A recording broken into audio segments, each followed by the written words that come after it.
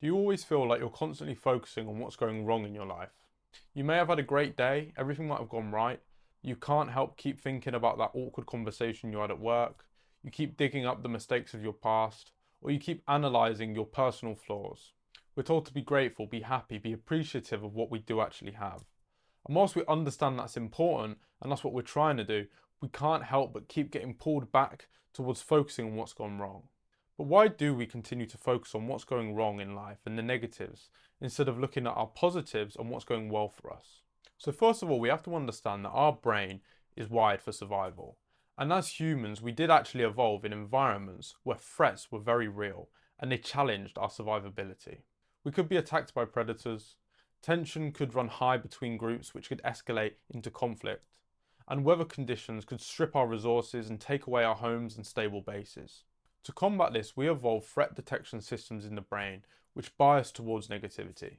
So this means in any given scenario, the brain's more likely to want to focus on what's going wrong because it's very important to focus on what's going wrong because it could escalate to very uncertain, negative, dangerous situations. So our brain had to be highly attuned to focusing on what's going wrong because that was much more important than focusing on what was just going right.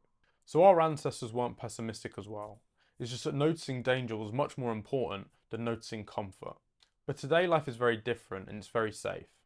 We're not getting attacked or hunted down by predators. We can go to a supermarket and buy all our food safely, and hopefully we're not at risk of getting killed by our neighbours. There are still absolutely risks to life, but they're less physical, they're less severe, and they're more psychological. But although the threats have largely disappeared in our life, the threat detection systems are still very much there, and they're constantly trying to analyse and identify signs of potential trouble. But in the modern world, we've created so many new abstract problems for our brains and threat detection systems to focus on. We have career, finances, relationships, social life. Life is so complicated and so more rich than it ever used to be. And this just creates so many more problems for these ancient systems to focus on. This gives a lot of insight into understanding our stress, our anxiety, our high levels of overthinking. It's why one criticism always outweighs 10 compliments and sticks in our brain longer. It's why we're always doom scrolling on our phone, looking at what's going wrong in the world. And it's why when we're trying to relax, we can't fully relax because we're always thinking about financial problems that we're going to face in the future. We always think, why can't I just be happy?